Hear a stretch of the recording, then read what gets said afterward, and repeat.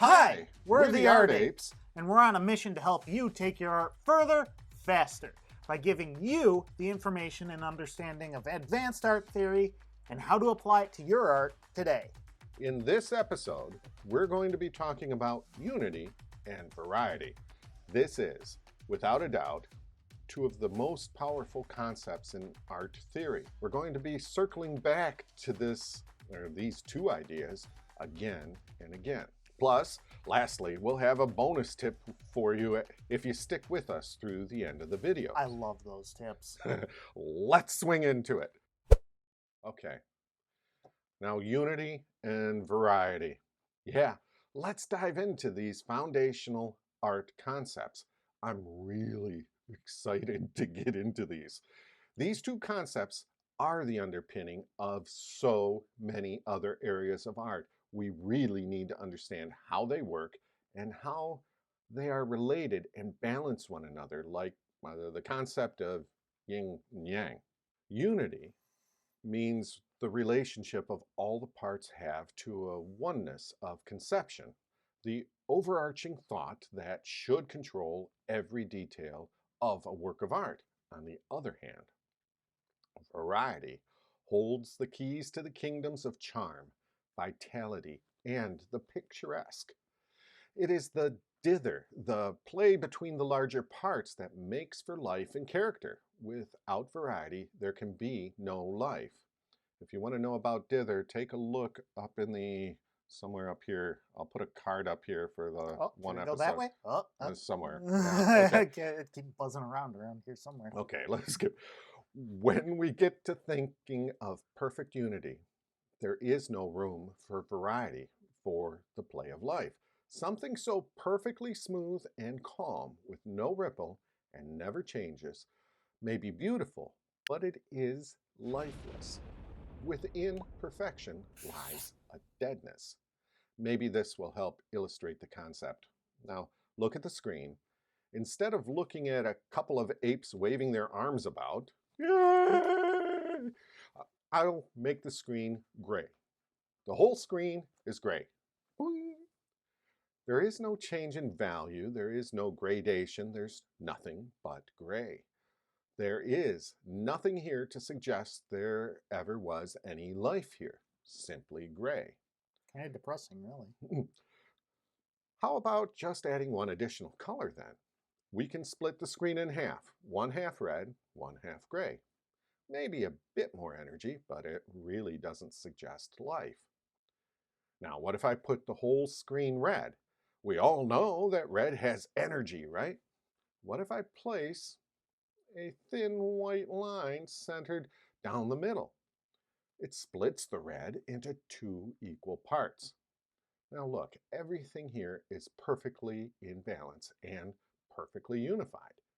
Dead, lifeless, stupid, and unknowing. Whoa! But if you can sell the white line as a zip of energy, even though the white line has no energy because it's the same color, the same thickness, the same unchanging tone and saturation, why then you can sell it to the public as art. And if the art critics, who almost universally know nothing about art, buy what you're selling, then you have hoodwinked the art world, and people will pay you a lot of money for work done by a salesman and not an artist. Oh, I've seen this piece by Barnett Newman called Be in person. And while I looked at it, I heard some self-important, puffed-up know-nothing gush about how much power B has, and how the white line portrays an instantaneous moment like a flash of lightning, and how the white line enlivens the enveloping spell of the red field. Nope. This work was done by a salesman who had some oil paint and masking tape. I have to give props to Mr. Newman, though. He must have been a real salesman to be able to bamboozle the museum into displaying this piece of tripe. You ever think he had like a Snidely Whiplash mustache that he was just twirling while he did it? Like, were there some other red flags, or did those red flags have a white stripe through them too? Probably. Uh, okay, it has an unchanging red field. Let's look at it. I mean, it has an unchanging red field, perfectly red and perfectly unified. As we've learned, something which is perfectly unified is lifeless. As we will learn in the future, splitting a work with a vertical line down the middle creates an endless stream of problems because you have two equal halves. Each half is equal to the other. Unity once again. Placing a single vertical line, which is unchanging in its strength, its tone, or its size, is also perfect and unified within itself. One dead thing does not enliven another dead thing. That'd be like having two raccoons lying next to each other on the road after unsuccessfully trying to traverse it to the other side. Doesn't make the other one more enlivened, even if they do look like they're practicing interpretive dance. Even in idealized works such as Greek statues, there's always that variety which gives character in life. However closely they might go towards a perfect type in their ideal heads and figures, they never went so far as to kill the individual in the type. Now, lean into this. Now that you understand what unity and variety are, we're going to give you one of the most important ideas behind all art. The concept is this: unity must never exist without life-giving variety, but variety must always keep unity in sight and within calling distance. We've spoken before that while variety is the thing which expresses life, excitement, and exploration, it absolutely depends on not straying too far from the concept of unity and needs to be changed to the idea of unity. Otherwise, it will become excessive, extravagant, and complete chaos. Variety must always be under the moral control of unity, or it'll get out of hand and destroy an otherwise good work. Now, there's a balance between unity and variety, between calm and chaos, between perfection and life. Any excess of variations from a common type is what I think we think of when we say it is ugly. The truly beautiful possesses both unity and variety and is never extreme, falling on the side of unity. Maybe contrasting some different sculptures will help illustrate this point somewhat. Ancient Egyptian sculpture shows a great amount of unity, which their culture must have valued since their sculpture suppressed variety to a point where life scarcely exists. The lines of an Egyptian figure are simple and long. The surface is smooth. No action is allowed to give variety to the pose except where one foot is in front of the other if the figure is standing. In this example, the seated scribe, the same idea of long lines and smooth surface. There is no depiction of life within the sculpture. Contrast the unity of the ancient Egyptians with Michelangelo's David or his Pieta or Rodin's The Thinker.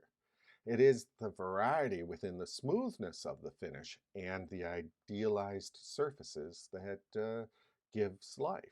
So, in fact, these imperfections from an ideal are what charm us and stir us, and that unity without variety is lifeless and incapable of touching our heart.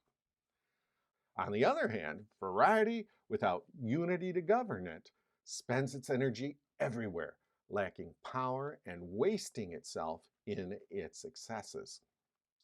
Like a rocket motor that has focused the power of a burn and that it can lift tons of weight into space.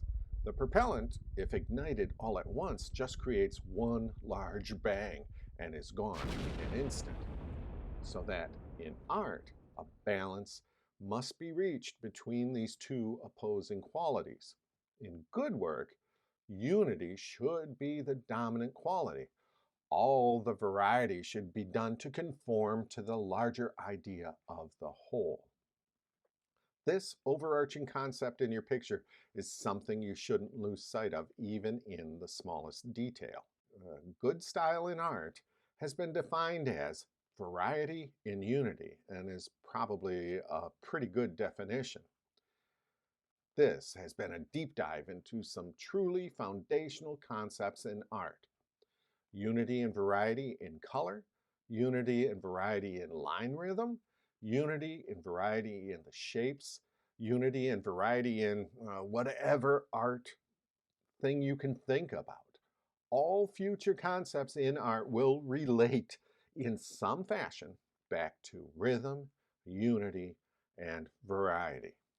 Okay, we have gone over a lot of important things in this episode and even critiqued a major piece of art and why it really isn't art. And probably may have burned some bridges with a specific community, but that fire's pretty. Yeah. A lot prettier than that red stripe or that white stripe. Well, that's true. You know what time it is? Is it time? It is Bonus tip!